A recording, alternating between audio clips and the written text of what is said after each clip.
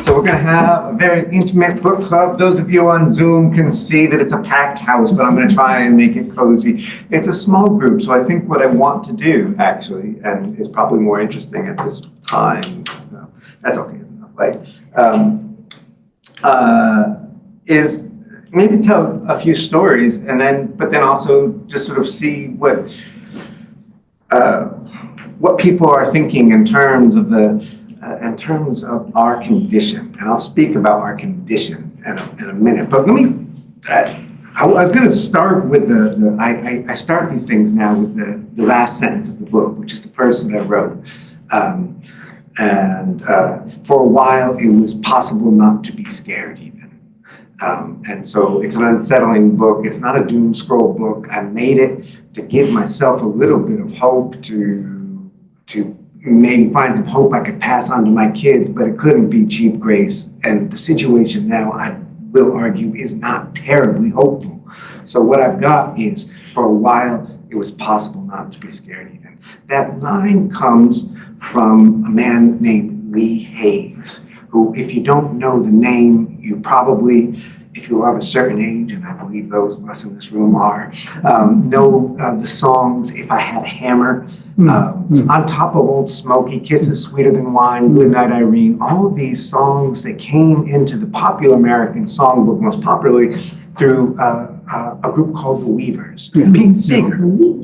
Pete Seeger. Lee Hayes wrote the words. Pete Seeger and Lee Hayes were partners, and sometimes Lee would find old songs and sometimes he would reinvent them, and "If I Had a Hammer," he wrote the words for them, and he was a part of all those struggles. And I closed the book with Lee Hayes. I opened it with Harry Belafonte, who we lost recently at 96. So the book about our slow civil war, about this moment, is bookended by these old singers that even I'm young enough to not realize were in the struggle, because I sang their songs in elementary school. If I had a hammer, we'd like make a tree house or something like that. We didn't understand that the hammer was struggle. And that's what Lee did. And that line, for a while it's possible not to be afraid even, comes from just a short piece Lee wrote. And he was talking about traveling, he's from Arkansas, this big hulking guy, brave in some ways, not in others. He was no Pete Seeger. Pete Seeger did not back down. Called before Congress, Pete Seeger, to testify about communism. Pete Seeger says, "Well, I have prepared a song from each of your districts," and that's all I'll say about that. Lee was shaken and never recovered. He wasn't brave that way, but he was brave in other ways. He struggled. And he was driving in Arkansas with a group of union organizers in the 1930s. And the Proud Boys, the Oath Keepers of the day, the gun thugs, were behind them, chasing them. It's a group of black and white union organizers in Arkansas in the 1930s. And they're terrified, and they're singing songs, and they're all radicals, are singing songs, but they're all raised in the church. And they come around to singing hymns, these old songs that they knew, and they're harmonizing together. And Lee says, for a while, it was possible not to be afraid even. That was a hope. For a while, it was possible not to be afraid even. Now, let me put that in the context of some of the things that we think about, I think about as a teacher, right? I teach at Dartmouth College over here, and we talk about safe spaces, and I admire the idea and do what I can to build them. But I always think of a legendary organizer named Suzanne Farr. Suzanne Farr, also from Arkansas, from rural Arkansas. I met her some years ago, and she had created kind of a separatist lesbian commune in rural Arkansas. That's where they were. So that's where they organized. And we're talking the 1970s. Not a great progressive time in Arkansas. But they built this thing, and she was telling this story to a group of young activists, actually here in Vermont, down near Brattleboro, something called CopCon, an annual retreat for young activists. And she said the local women who were fleeing domestic violence would come to these folks for protection, and they would take them in. And then the partners, the spouses would come. And of course, they had guns. And so what happened? Suzanne and her comrades stood their ground, and they protected the women. And this one young activist, to quote Suzanne, very Southern, bless her heart, said, Suzanne was just, she was the picture of my own Southern grandmother, my own white Southern grandmother, real granny, and she's very sweet, I mean, fierce and radical as hell, but she just reaches over to this young activist says, you created a safe space.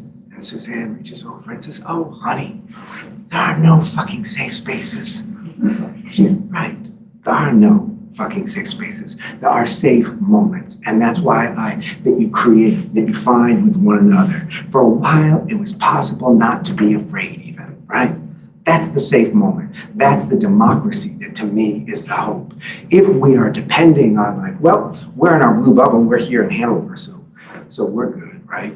I don't know if anyone can give me an update on the pending lawsuit against the district. Does anyone know where that stands? A couple of Dartmouth grads have decided, I hope you're not, none of you are one of them.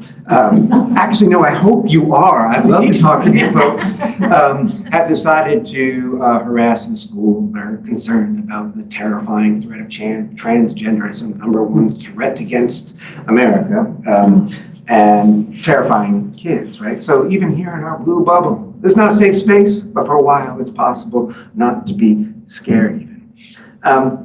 So I was going to talk a little bit about empathy and sympathy. These are two different words. I think they're important for us as we try and understand how to live in these moments, how to be kind in these moments, which is not necessarily sweet, right? Suzanne Farr saying there's no fucking safe spaces, that's not sweet, but it was a kindness. It was telling the activists what they needed to hear. Empathy. Empathy is different than sympathy. This is a moment in this book, I travel around the country talking to Trump supporters, even that's too small, not all of them are, far-right folks, QAnon folks, conspiracy theory folks, and how do I find them? I pull over on the side of the road and I talk to who's there. People say, oh, you just cherry-picked. And I'll say, I'll show you the map that I drove, the bar I went into. Hi, what you thinking about? And that's how you find these folks. It's part of the culture now, right? But I wanted to understand them.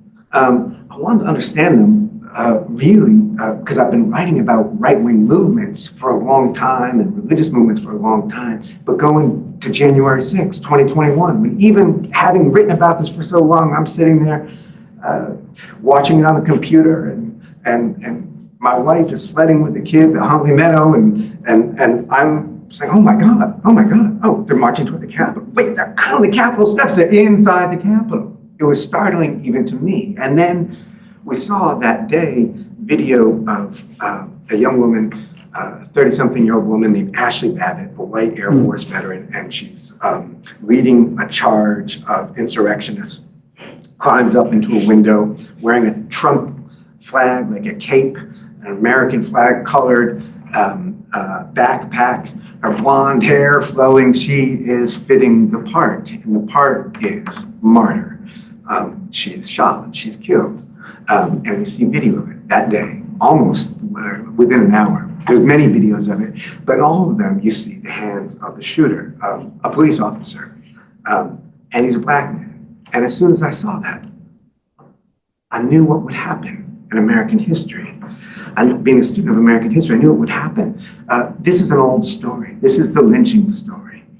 This is the story, by the way, of one of the most famous movies of all time, Birth of a Nation, 1915. It becomes the first movie screened in the White House. It's based on a novel called The Klansman, as in Ku Klux, as in the heroes of the story. D.W. Griffiths, this movie, there's a template for a Hollywood white woman fleeing. A black man jumps to her death, and the Klan must ride to avenge her. That's the old story.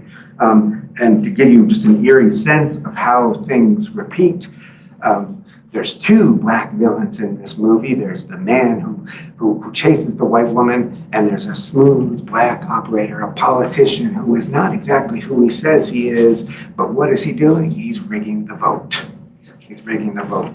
The accusations that the Republican Party makes against Detroit, Philadelphia, other cities right now are the same accusations made in 1915. So I saw that, and that led me to just sort of travel around the country looking for these moments. And I, I'm going to just sort of skip a lot of this because it's such a small group. I figure we should just sort of talk a little bit. Maybe I'll read I have one of the stories I'll read because I want us to think. I went to militiamen and Proud Boys brawling with Antifa and a thing I had never seen before in 30 years of reporting on churches, which is militia churches. And these are suburban, fairly mainstream, sort of small mega churches, but they have militias. Some churches, they in fact, one church in Northern California, I think Wednesday was women's night, Monday was youth night, Tuesday was militia new recruit night. What they didn't have was crosses. They'd taken them down because they thought they were weak tea. We are in a time of war theology. The pulpit, I don't know what's wrong with this one, because at that church it was made of swords to show the symbol of the moment. This sounds so fringe, but it's not. Top Trump officials, top right-wing influencers are regulars on the stage of that church. They said, now if you want to travel down the coast of North California, we can give you a list of like-minded churches all the way down. But I wanted to go east. So I followed the like-minded churches all the way east. But still, we're thinking not around here. Maybe I don't know. Maybe you've seen the flags that are around here. Startling to me, if we get outside of Hanover, even Hanover, you can find this rhetoric. Or there in Route 5, you see Trump. Anyone seen this flag on Route 5? Just a little bit south, just a little bit north.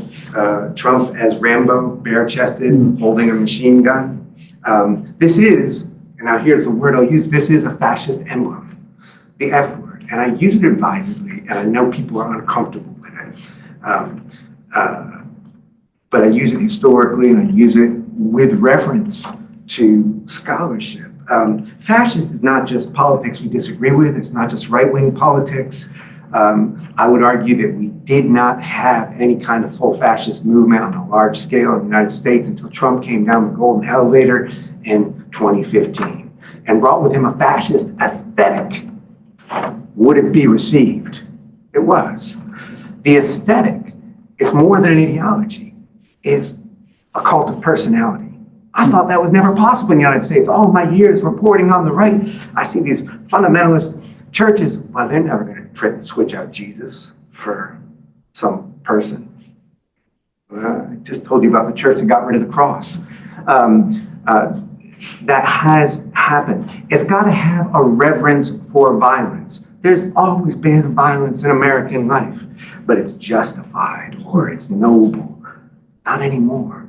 The violence is there as a part of pleasure. I go to a lot of Trump rallies. I write about them in this book. I write about the various sort of movements and so on. But a part of the ecstasy, and that is what's happening at a Trump rally, is the celebration of the violence that might happen. The threat of how much fun it would be to beat up a protester. Trump's long, detailed stories that our press is failing us because they are not reporting, because they think is just theater. His long stories about decapitations, disembowelments, a long performance he gives where he acts out a general in the Philippines, this didn't happen in history, who had captured 50 Muslim prisoners, and so to teach a lesson, takes 50 bullets and dips them in pig's blood and executes 49 men, and tells the last one, gives him the pig blood soaked bullet and says, take this, and once this, and the crowd is cheering. This is joy. They're experiencing this as joyful, right? Some of you are, what do you mean? You're all news readers. You read the political news. That's been covering that. No, it hasn't. And we can talk about why that might be later. But I just want to read this little piece, and then I'm going to read a sentence that's happy, because for a while it's possible not to be scared even. This is a piece of the book, just gives you a sense of it. It's from a chapter called TikTok, and it sort of started an answer to questions I would get, like, do you think there could be political violence? I'm like, could be? What do you mean? We're in it. We're in it. It's not a civil war. It's not the blue versus the gray. It's what I argue is a slow civil war. It's institutionalized violence. And it's even events like this one, which didn't show up, was never reported as such. I can't remember how I heard of the story, and I said, I bet if I start poking around, it's not even in the police report, I bet if I start asking the people involved, that's a QAnon crime. And it was. She saw shadows. She always had. She was spiritual, not Christian. She left that behind when she left Waco, Texas, in her early 20s. She got into Wicca. Super witchy, said a friend. She was fun, happy, a little wild, just a normal girl. I'll call her Evelyn because she's a hostage now, a captive of the beliefs that swarm any public mention of her real name. Not that she's special. She's not notorious. There are Evelyns everywhere. I think, for instance, of one of my former top Dartmouth students, a Vermonter, still lives in Vermont, a Bernie supporter, and a progressive, active guy. He got from Bernie into paying attention to US involvement in Yemen. It's not good. And that started sliding him down, and then the pandemic came, and he saw people losing their jobs, and he saw contradictions, and so he became an anti-vaxxer. But he's still thinking of himself as a leftist until now. Now Trump is too soft. Now he is a fascist. Smart guy, educated guy. There are Evelyns everywhere. This Evelyn was in Austin. She was 30. She liked to party. She had a broad mountain girl face and forest-colored eyes, and her long brown hair ran to honey at the ends. She worked when she could. Sometimes she stripped. She had a boyfriend who took care of her. She had never had much luck holding a job. But when she lost one, she'd just go home. That's how it was. Back and forth between Waco, her family, and Austin, her friends. Right to left, red to blue. She was bright. A good listener, says one friend, a liberal activist lawyer whom everyone called freedom fighter. She was gullible, says another friend, the one who introduced Evelyn to QAnon not long into the pandemic. Not because she believed in it or thought Evelyn would, but because they were both bored, locked down, stuck at home, staring at screens. For shits and giggles, said Evelyn's friend. Sorry. Which is how Evelyn came to believe that the shadows that she'd seen within Wicca as the nuances of life might be, no, were, actually the satanic forces of which QAnon warned. Q, she learned, an anonymous figure on a message board, was in fact a government insider. He revealed President Trump's decades-old plan to destroy the deep state, the satanic forces. It's been going on for centuries, she wrote to a friend, freedom fighter. Q communicated through cryptic drops. The messages were called drops. She thought this rise. Q could transmit only to those willing to discern. That's important, willing to discern. Some people mock the idea of doing your own research, but here are these folks who said, hey, you know what, I better be civically engaged. I'm going to get engaged, I'm gonna learn, and now I can discern. I can read the signals. Evelyn discerned. She followed the white rabbit, as Q believers put it. She went down the rabbit hole. She drank more, her mind raced, her hair grew wild. Her skin became ashen, except when it flushed with color. She could feel her blood moving in strange ways. And finally, on one day, convinced by the argument, the same argument that drove Ashley Babbitt into the Capitol, same argument that drove so many of those insurrectionists, that 800,000 children are being kidnapped every year. Do your own research. And when you do, you find out that indeed 800,000 children are reported missing every year. And about 99.9% of them are found within a few hours. A babysitter screws up a delivery, a custody dispute, and so on. The numbers actually kidnapped in the low hundreds. But if you stop, you read that 800,000 number and you don't go any further, and you feel like, hey, I've done my research, you might do what Evelyn did, which was attempt to stop it. She got into her car, she went driving and looking for these kidnappers, these enemies of President Trump, and she started ramming her car into them. First, a caterer's truck, with a caterer traveling with her daughter, they got away, and then a van, a college student, and she pinned it into a parking lot and rammed her car into it about 8 times. No one was permanently hurt. Everyone was terrified. This didn't make the national news. No political violence fell from the Brookings Institute. In fact, recently said there was no political violence in the United States in the year following January 6, 2021. This was in that year. Evelyn didn't hold up a big sign that said political violence. It wasn't political. She was saving the children. Her life is ruined. The people that she smashed into are traumatized. And this is just one casualty in this slow civil war. Okay, so the good news. The good news, and then I think maybe what I'll do is turn to you and see if you have any more ideas for good news. I said talk about our condition. You know, we hear this term. The good news, I think, is that we're not in a crisis, right? We hear this term, crisis of democracy, climate crisis. I'm an English teacher. I think about narrative. Crisis supposes an arc, right? This crisis supposes a climactic moment, right? What's going to happen? Well, think about it for a moment. How's that work with climate change? So either tomorrow we're going to go up in flames or we're going to restore the glaciers. Nice. What happened if Trump is elected in 2024? Quite possible. We'll wake up the next day in a country where Trump is elected.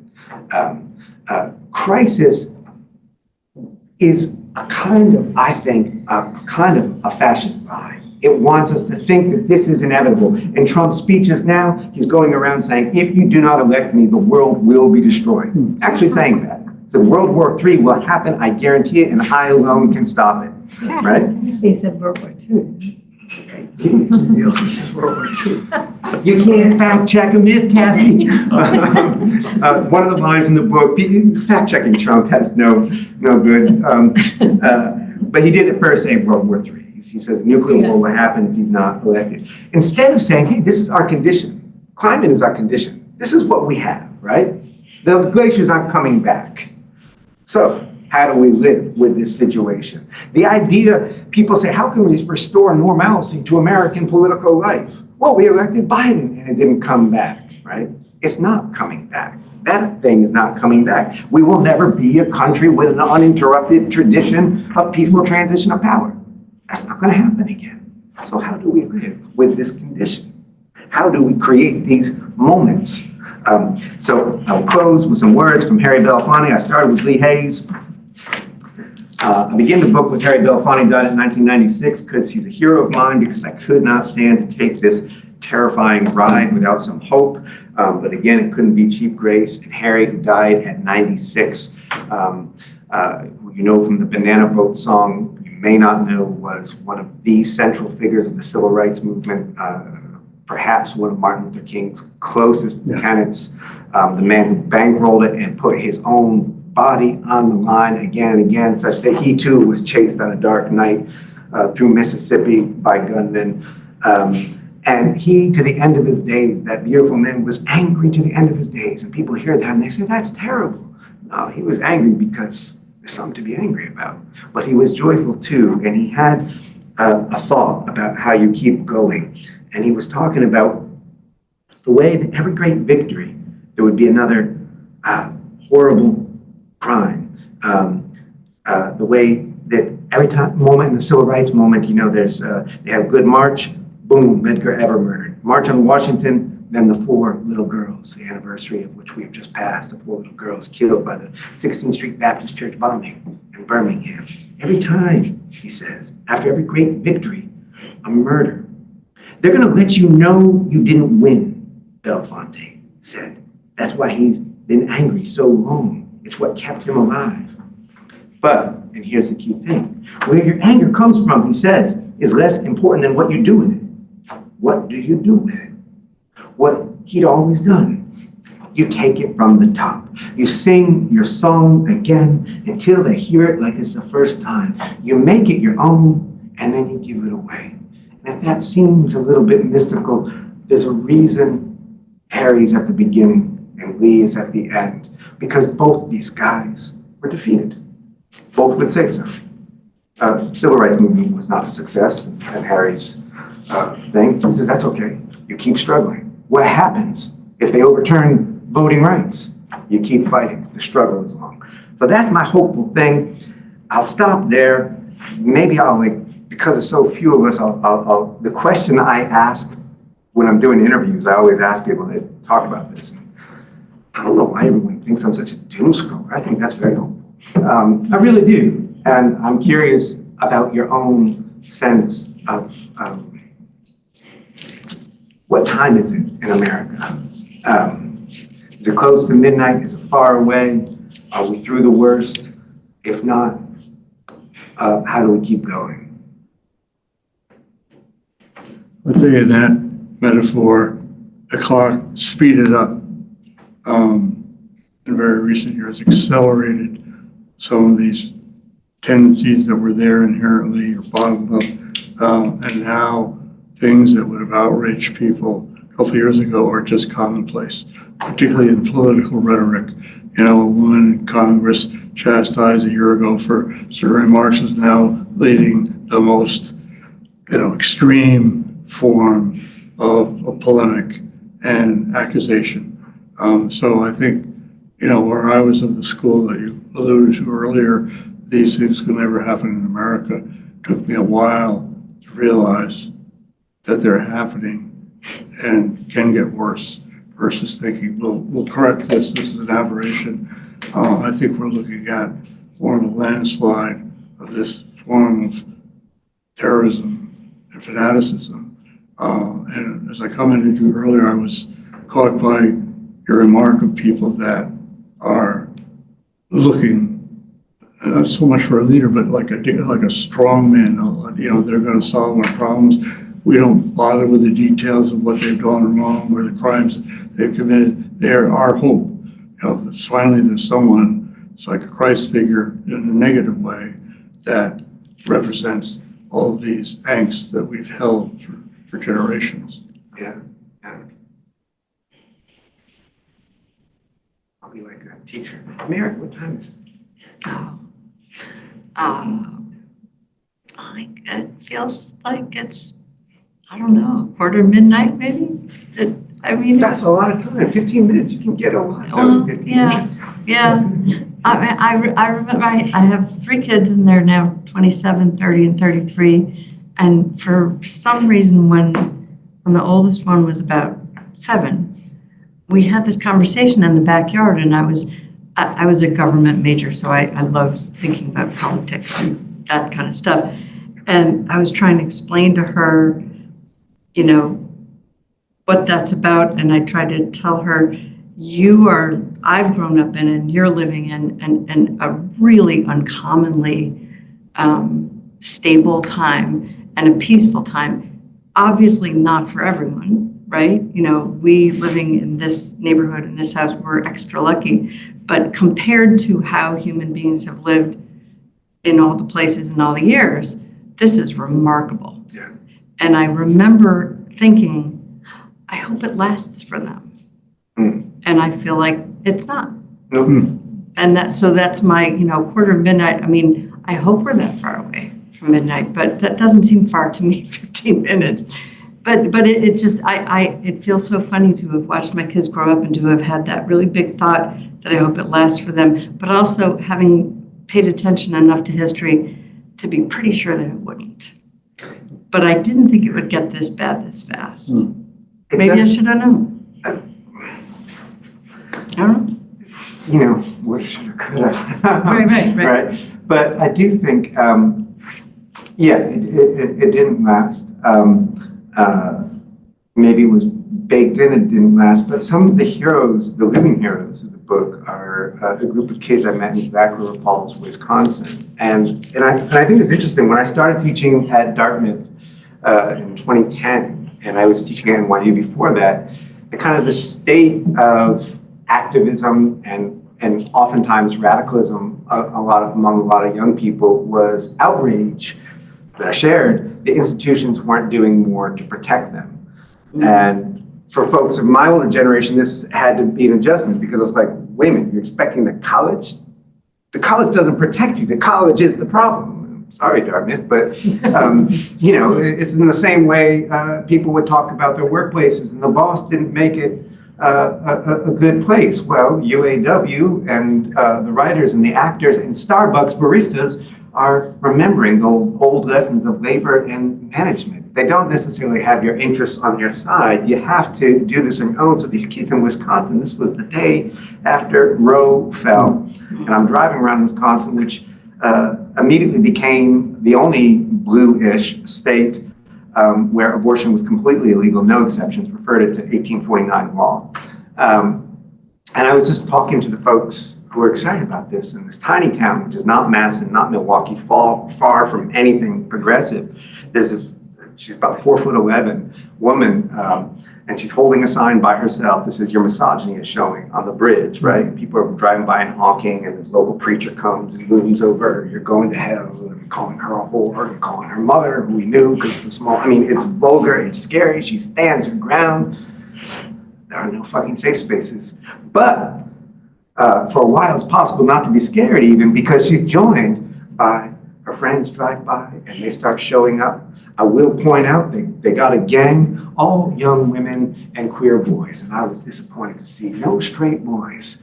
I know they're not all right-wingers, but none of them had the courage to do that, and that's something, you know, there is a crisis. I'll use the word crisis for that. It's a crisis of masculinity, because it can be resolved. That's not our condition. We don't have to stay in this situation where so many young men are being deluded like this, but they stood their ground. Now, later I talked to them, and I said, well, they're real straight-laced kids. Student body president and so on, you know, they were just, I felt like I had like wandered into like a Ron Howard movie or something like this. And I said, you know, some people talk about Civil War. And they're like, oh yeah, absolutely. And this one woman says, that's why I'm joining the military. I'm not gonna say what branch, to get trained for the Civil War. Because rural Wisconsin, every one of them was armed and knew how to shoot and had grown up hunting. They were a little naive, right? Right down to the fact that the only one who wasn't a shooter was an archer. So they said, she's like Katniss from the heroine of the Hunger Games, that youthful novel. This is not, your bow and arrow is not gonna help you. But the good news there was, so right, it didn't last for them. But they weren't saying, this isn't fair. It's not. They were saying, well, there was a cheerleader named Peyton, the Black River Falls Tigers, and her sign, nice model citizen cheerleader, her sign said, fuck off.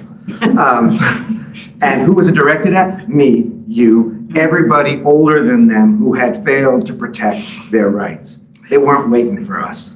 They were going to struggle for us. So that, to me, is the hope. The hope isn't like, hey, we'll have that safe space. It's gone, it's broken. But the hope is, oh, look, there's these people who understand it and are stepping up for the struggle. Maybe your kids, maybe not kids. Yes. Anyway, there's these, I don't know, God, it's like the pandemic never happened. What's the screen thing called? The Zoomers. The monitor? The monitor. It's monitoring us. Zoomers, you can't see me now. Any Zoomers, like one, like hope, not hope. Chat Yeah, section. give us some I feedback. have told them they can put any questions or comments in chat. They Oh, can we can't put also, them on, we can't hear Yeah, them. Kathy wants to. Can we hear one? Yeah, Kathy has her hand raised. Oh, okay. go ahead and speak, Kathy. You can just unmute yourself. Okay, can you hear me? Now my dog's gonna start barking. Yeah. So I read your whole book, and I've been following your work and your travels. I live in a pretty like kind of a privileged place in a lot of ways. I think I work at the School of the Environment at Yale, so I work with all these young people who are Seamus. Sorry about the dog.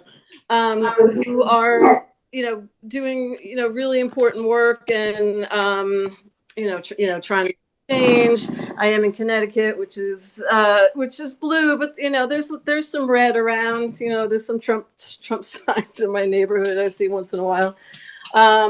There's a lot of I guess what I was thinking originally is like my thoughts about time really vacillate. So when my 7-year-old granddaughter started having nightmares about getting shot recently, that was her fear, right? To like her mortality, like her first brush with mortality. So anyway, so I guess I'm kind of a little bit all over the place, very aware of everything that's happening, on the planet, but seeing people working on solutions. And I also have a niece who's in the Air Force, and she's going to be a general, and she's doing all this this work with NATO, and so anyway, so it's just there's a lot of positives, I guess, is what I'm thinking. Even though we've gone over 6 of the 9 planetary tipping points. Yes, yes. When you say your niece is going to be a general, are you speaking as a proud aunt, or like no, she's actually on track to be a general? Yeah, no, as a proud aunt, and also, and she's so I feel like, I think that most of our generals are amazing, right? It's like the Joint Chief of Staff, like they did all this stuff like that against Trump, like to keep us keep us safe. And yeah, she's very she's smart, she's sweet, she's strategic, and so I feel like she's a leader. So as a proud aunt, but also like I know there's strong leaders out there, I guess. I think that's the first time in all my talks that someone sort of brought that up, as the military actually as bulwark, usually because liberal audiences tend to think, well, that's bad, right? We're sitting here in this room really because of General Milley on January 6th saying, look, don't do anything. You got to route it through me. On the other hand, so that's good. And it's good that we've got folks like that. On the other hand, if you are depending for your democracy on the integrity of one good general, you're in deep shit. But we've got these good officers, and I think about this, having spent a lot of time reporting on the military, and I think this is important actually for us to be thinking politically about like, how do we make our choices? How do we decide how involved we want to be? The reality is people take solace in this and say, well, wait till these militias CNF 16, right? There are a lot of good senior flag officers. There's also, thankfully retired now, General Jerry Boykin, created Delta Force to wage holy war, his term, with Allah, and to kill Allah. And this is a general, right? So there's there too, right? And what's interesting is that the military has historically been really good at keeping some of those officers in line, right? There's a chain of command. We think of General Mike Flynn, who has become a real hero of this right-wing movement. There's always been Mike Flynn's before, but you get the Jeeps there on time. Whatever you think in your free time is your business, right? That is breaking up, right? So the people who say, well, we don't have to worry about this because push comes to shove, the military will step in. There was an op-ed in the Washington Post by 3 retired senior generals saying, the military is not as unified as you think. And it's true. Most officers respect the chain of command. What if we get into a situation where they don't know how that chain of command goes? What if we get into a disputed election in 2024? Do you think there's any chance that we won't have a disputed election? But how far can it go? That's the risk. The risk is not militia guys. That's terrorism, militia guys marching. But a military that literally doesn't know who's in charge. And so I take some hope from the needs there, and I think people should be aware of that, the way a military can work in a democracy.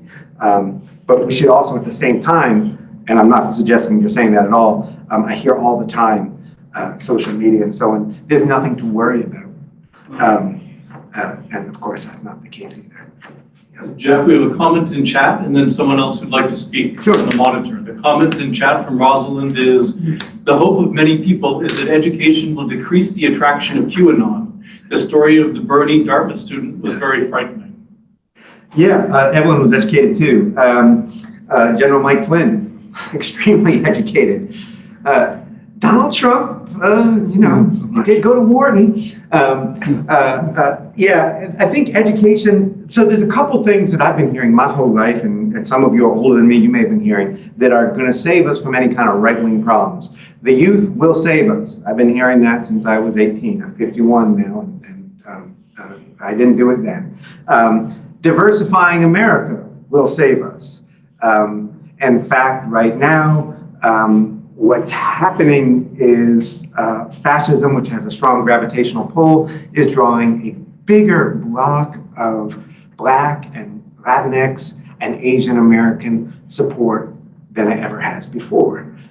Trump in 24 will probably get a bigger Black vote than our Republican candidate has in decades and decades and decades. It won't be huge, but it's enough to change it, right? And then there's the idea that education will save us.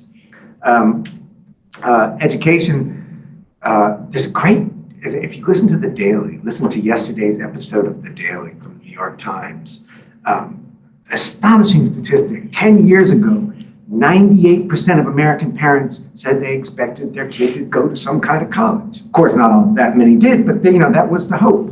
Now, 50% actively do not want their kids to go to college. Oh my God. Where was the real turning point? Around 2015? Anybody come on the scene in 2015 that we can remember? So we have, and Republicans, it's even worse. We have millions fewer kids going to college. This is going to be a problem for the economy and so on. But it also says that we're not going to educate our way out of this. We're not going to educate our way out of it. We're not going to diversify our way out of it. We're not going to youth our way out of it. There's also the idea that if we could just talk to these people and talk sense. I did talk for a long time, correspond with that student. He's a very bright guy. He had not lost his mind. He wasn't mentally ill. He did not convince me. I made a joke at the beginning. Just out of curious, does anyone on there, are you, no one's part of the parents group that's sort of attacking the school district? Or if you are, raise your hand. When that happened, and I have a trans child, and they were really scared, and I said, well, look, what I'm going to do, I see these are educated folks, I'm going to go over and I'm going to talk to them and just say, look, and then I thought about it. Well, first of all, I read an article about one of them, what's this guy's name? I'm not going to say his name, it's not appropriate. Anyway, he runs some kind of company for you can hire ex-Navy SEALs. I didn't want to knock on this door. But also I thought, what if he's a very educated guy? What if he said, you know what? This Sharlet with his book, I'm going to go and I'm going to talk to him and I'm going to explain why this gender thing is a real threat. And I'm just going to try and talk till he's blue in the face. Never going to happen. You're not going to convert me. And I'm not going to convert him. I spend a lot of time with fascists. They are not duped. They are making choices. So we're not going to educate ourselves. We're not going to diversify ourselves out of it. We're not going to use ourselves out of it. And we're not going to evangelize. We're not going to convert ourselves out. What we can do is organize ourselves, right? Those of us, that's the hope.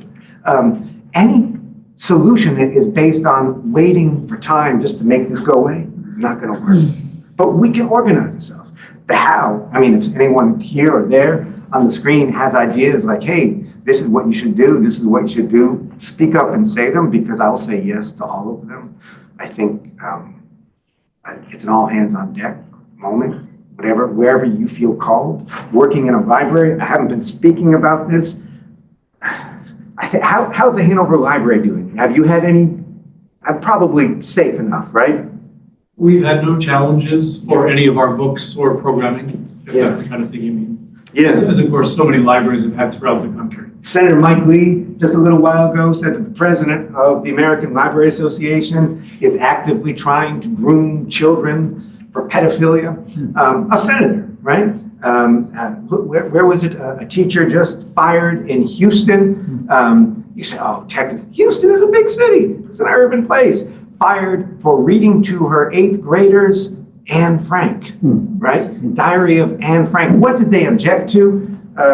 Anne Frank, being a teenager, sometimes thinks about sex. That was the obscenity. And it reminds me, we talked about the window moving. Some years ago, there was a Senator Tom Coburn from Oklahoma who went on the Senate floor to object to NBC showing Schindler's List. What was his objection? The nudity. And you're trying to remember the nudity. Oh, the dead bodies. Yeah. So, I mean, at that time, it was an idea of ridicule. Now, there's a little bit of centrifuging going on too. This library is fine. I tried to send a student, told me, a queer student at Dartmouth to come from, I don't want to specify them, a state where maybe libraries are not fine. And we read Alison Bechdel's great book, Fun Home, which I totally recommend, and a Vermonter to boot. And it's a great queer memoir. And she talked about going, when she realized as a younger teen that she was queer, going to her library and looking for books, and nothing like that. Nothing like that. So I said, I'll donate a copy to the library. Not because the librarian didn't want it, but because the librarians understood we can't take that book now. It is not a perverse book. So maybe, how to organize? I don't know. Support the library. No challenges yet, but let's try.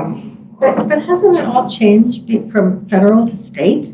I mean, we've had this big transition with states' rights being sort of leading the way now because of Roe. And, just thinking federal is thinking national, and that's a totally different concept than thinking states. Oh, it's absolutely true. But that's a big shift. New Hampshire state legislature, which, New Hampshire just, everyone followed this news. New Hampshire's decided the 14th Amendment doesn't apply to us. Yeah. That's really what they did. They said the 14th Amendment, which would preclude Trump from being on the ballot. The problem is not that they have a different interpretation of the 14th Amendment, but that the 14th Amendment in that regard just doesn't apply to New Hampshire state law. So the Supreme Court. Correction? Oh, no, I'm sorry. I thought you were winding down. It was just someone on the monitor has been waiting to speak. Oh, okay, yeah. So I just wanted to make sure that she had a chance. Go ahead, Jen. Oh, Jen, hi. Hey, hi. Hi, everybody. I'm joining from up the road in the Northeast Kingdom where Jeff has been, if you follow him on Twitter, he's been traveling around our back roads and exploring places and with some interesting content. But I'm originally from Nebraska. So for those who have read Jeff's book and the portion about the church in Omaha, where Jeff gets escorted out by a armed, security guard, it hit home for me. And I will tell you, I have lost a lot of family members to the far right, to, fringe sort of QAnon believing stuff. They got pulled in through the anti-vax movement, I believe. But also, right-wing commentators. And if you go traveling in that part of the country, the airwaves are just inundated with that radio talk. And I talk about with friends saying that many of those commentators have purposeful pauses in their commentary. And that's for their listeners to scream back at the radio and yell and feel like they're participating in the conversation. And I've seen it because my mother does that. She'll, wait for her moment and then, interject. And the piece, I will say that it's important to pay attention and to get involved. I do happen to be on the library board in our little community, and we are right now going through our policies and strengthening them. Our librarian has noted that, we really need to beef them up. They've been written over the past, 30 or so years, but they reflect sort of a different time. So support your libraries. And that's where feel like I'm called to participate. I just a couple days ago went back in my messages with a cousin of mine who served in the military and served 4 tours. And I went back to the time between the 2020 election and January 6th. And there were a lot of movements that Trump was making with the military, and he installed somebody or elevated an officer named Scott Grady, I think his name was.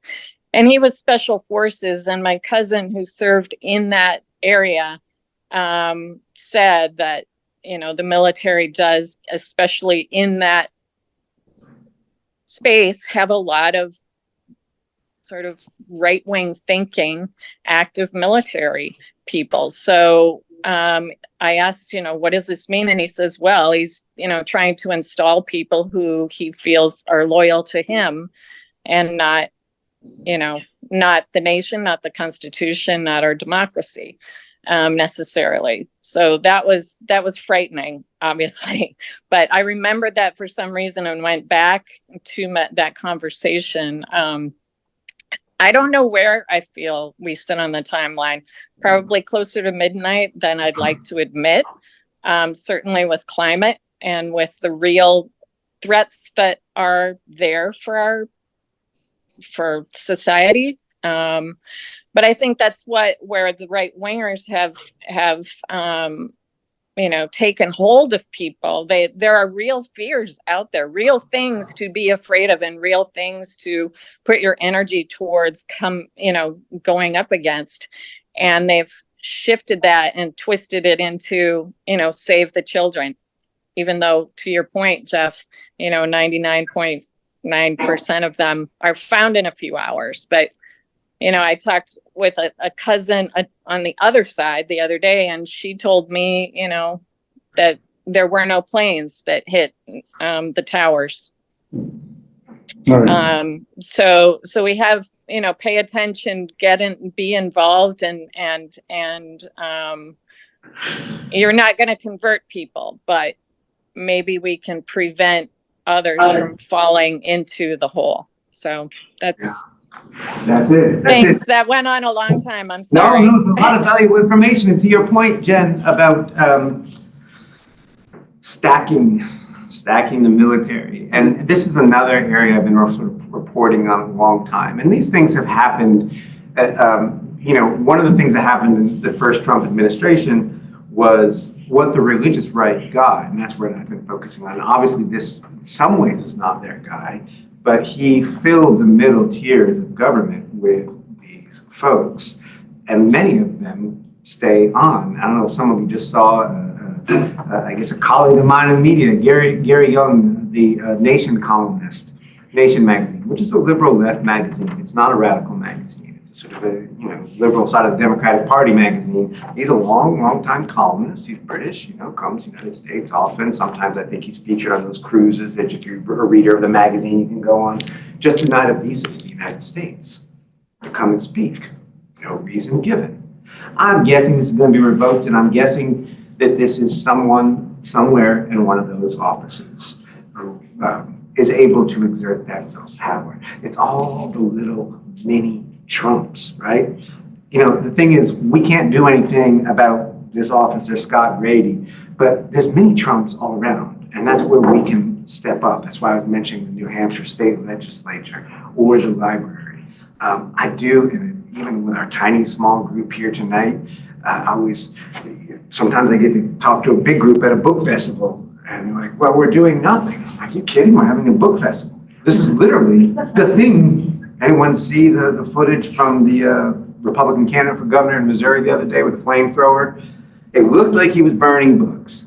Correction. They were empty boxes meant to represent liberal policies. Lest you feel assured, he said, however, when I'm elected governor, we will burn books on the front of it. So there's lots of work to be done, so many opportunities, whether it's just reading, whether it's, I don't know, get on the library board. I like what Jen said about strengthening even the Howe Library, even places that don't seem at risk. Strengthen that up because that gives a model for others. It deters folks. I think our school district is going to be okay, partly because so many good folks have been engaged with it for so long, right? So we're not in a situation where what's that town over here east of us in New Hampshire where a far right faction was able just to take over the school board because no one showed up. We show up wherever we're called. We read books and we take them out from the library and return them on time. Thanks for coming out with me tonight. Thanks, Howe Library. Thank you.